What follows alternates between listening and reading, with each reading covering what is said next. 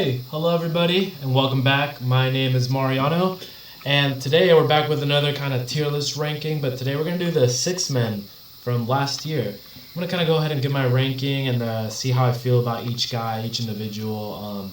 This is going to be more of a S tier, A tier, B tier, C tier to D tier, right? It's not going to be like all-star caliber, elite, etc. It's a different type of ranking solely on the fact that a lot of these guys, do play off the bench, and most of the time won't be an all-star, right? So let's get into it. All right, and I'm gonna start the list off with Kelly Oubre. As far as 6 men go, I think he is for now, and he is subject to change and moving up. I think as a 6 man, he's great. He's B tier. I really like Kelly Oubre Jr., someone who can get you a bucket whenever you need him to. He'll play solid defense. He's a pretty long defender. I do really like Kelly Oubre's game, and I feel like he's kind of a good fit for most teams in the NBA. And I think that they would like to have a guy like that on their team, right? Moving forward, Pat Connaughton. He's solid. He's kind of a C tier player. He's someone who's gonna hit good shots, good threes. He's kind of more of a 3-and-D player, but kind of a do-it-all type of guy on defense. He'll get you those hustle points. He'll score those important threes, and I think he's very solid, and I think he plays his role extremely well on the Bucks. And it's someone that I feel like they're always going to kind of extend him or give him another contract because he plays his role in Milwaukee extremely well. Malik Beasley. He is one of those guys that is a perfect 6-man, right?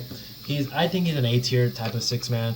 He's someone who comes off the bench and can give you that 20 points a night if need be, right? And that's kind of what you ask for out of a 6-man. Whenever your normal lineup isn't going or your second unit needs to kind of have some momentum forward, especially on offense, is mostly where you see this be prevalent. I think having someone like Malik Beasley would really help any team.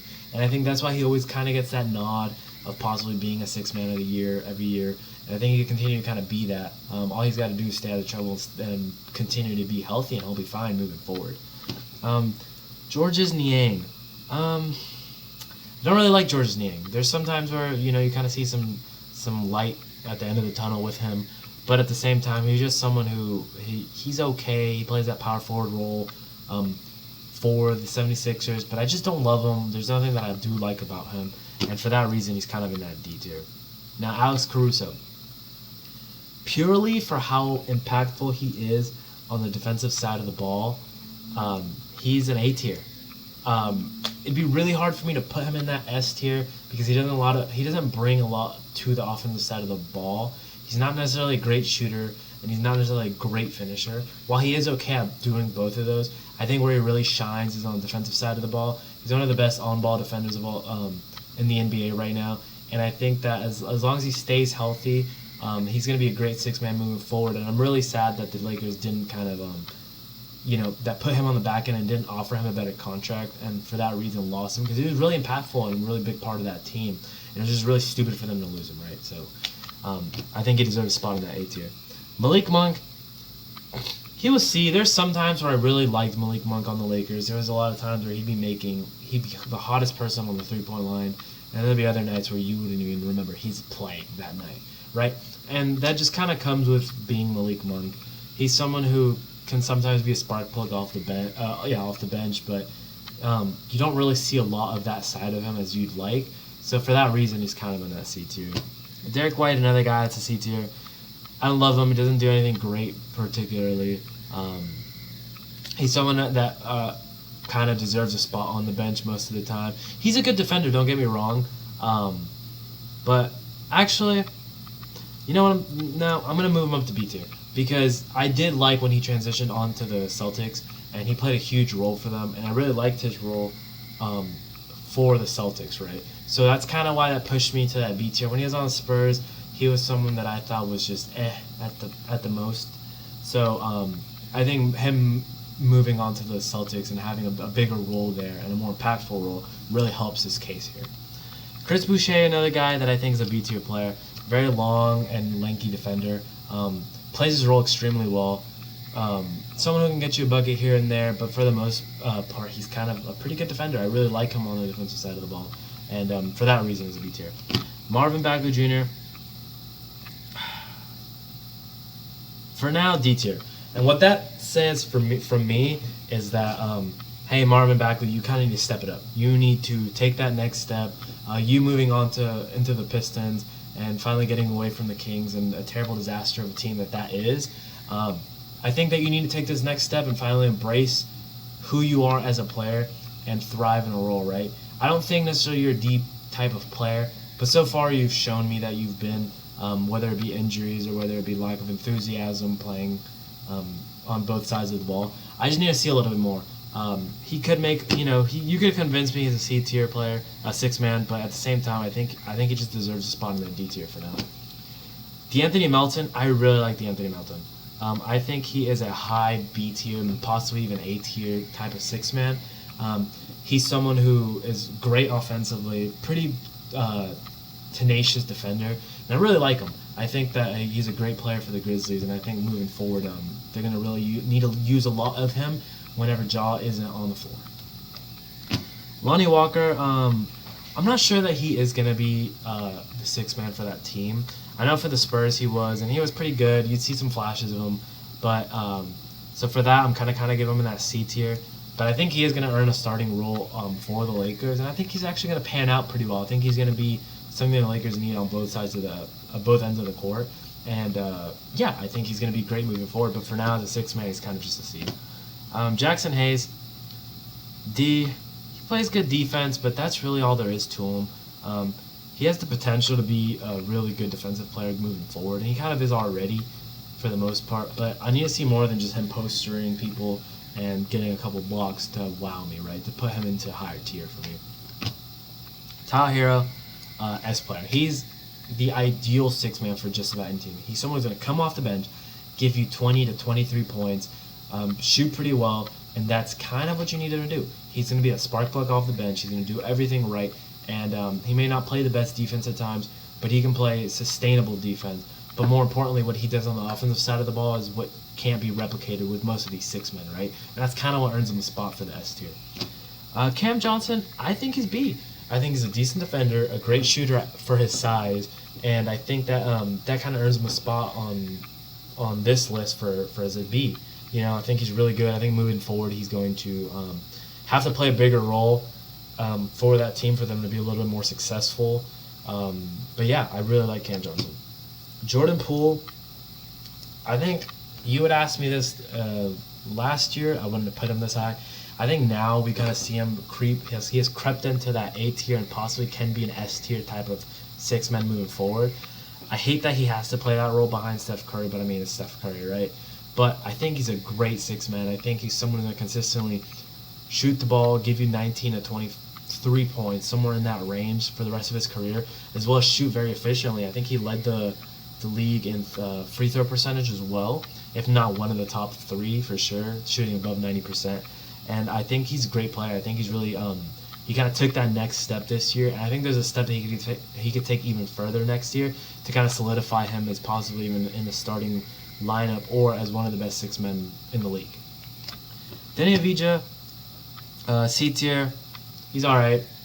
He's more of an impactful defensive player than an offensive player for the Wizards, and I really do like him. I like his length and his size. I just wish that I could see a little bit more of him, right? Immanuel Quickley, pretty good as a six man. I really like Immanuel Quickley. Really great offensive scorer. You won't get as much of him on the defensive side, but you see a lot of spurts of him being what the Knicks need off the bench, right? And I know he's gonna still be behind Jalen Brunson, but I think when Jalen Brunson's gonna be off the court for the Knicks, I think having Immanuel Quickley kind of be that spark plug off the bench for that next unit is really gonna help the Knicks propel forward. It's just kind of a mess of what they are for their starting lineup and how they're gonna mesh together, right? Chris Duarte,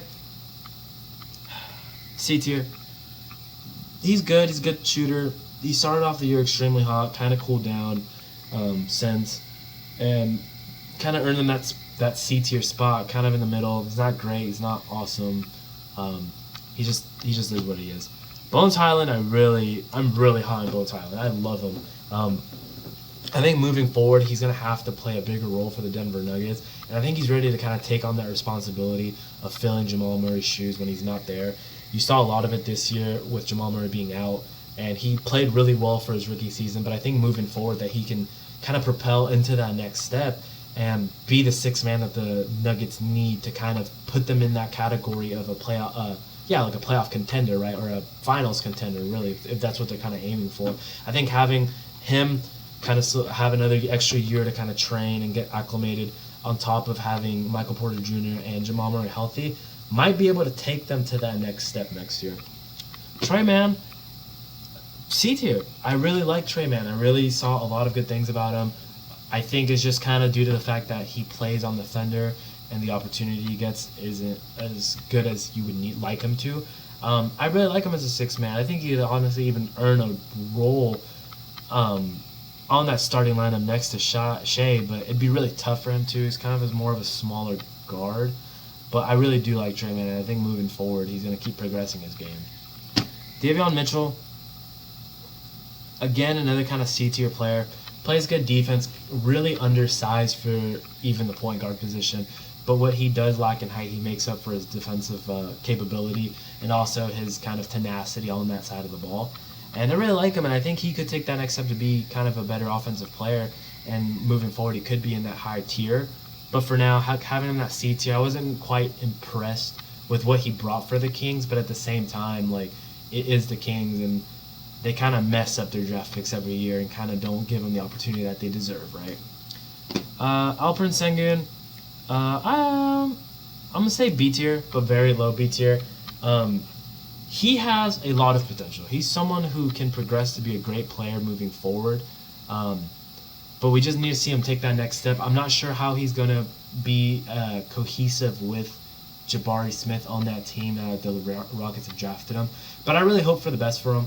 And I think if he ups his defensive capabilities, I think he has a great offensive game. And I think if he ups his defensive capability, he could be one of those top-tier six men, coming off that bench for him. But he might even just earn a top spot on the starting lineup over, Christian Wood, who isn't in that lineup anymore. Kevin Love.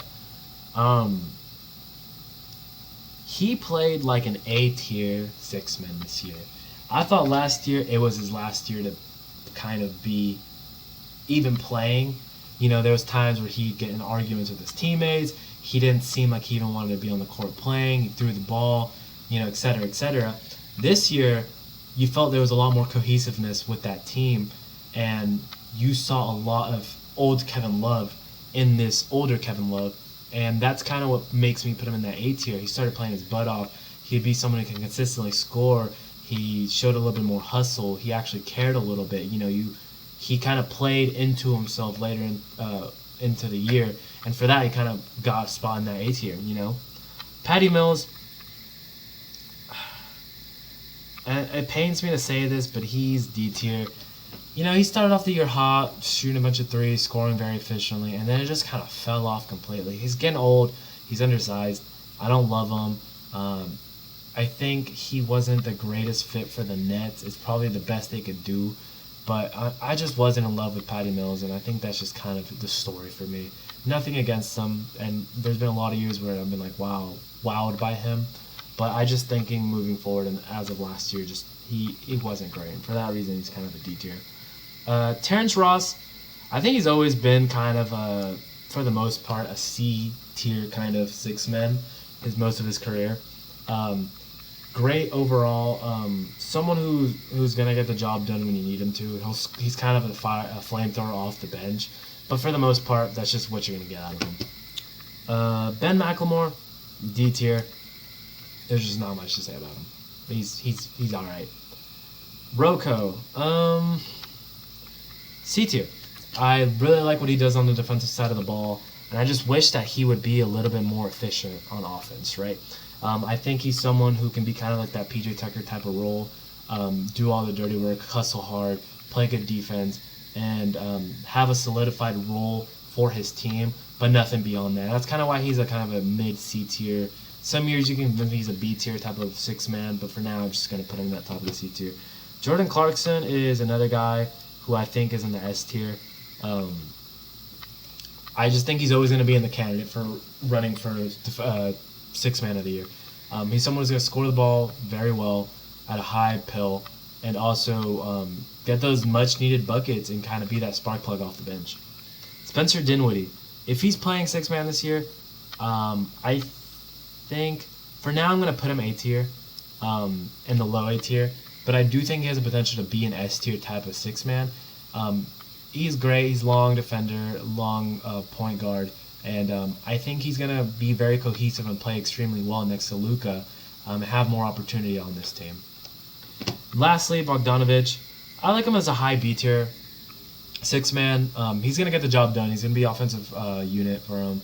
He's gonna score the ball well. He's gonna play okay defense, but at the same time, you don't really need that six man in order to play that defense. Sometimes you just kind of need him to come off the bench, score a ton, and maybe play just a little bit better defense than Trae Young. So yeah, and someone that I was just kind of looking, I want to move Jordan Poole up to the S tier. I think he deserves a spot up there with these three guys. I think these three guys moving forward are gonna see, if they continue to be a six man moving forward, they're gonna always kind of be in the top of the rankings for those roles.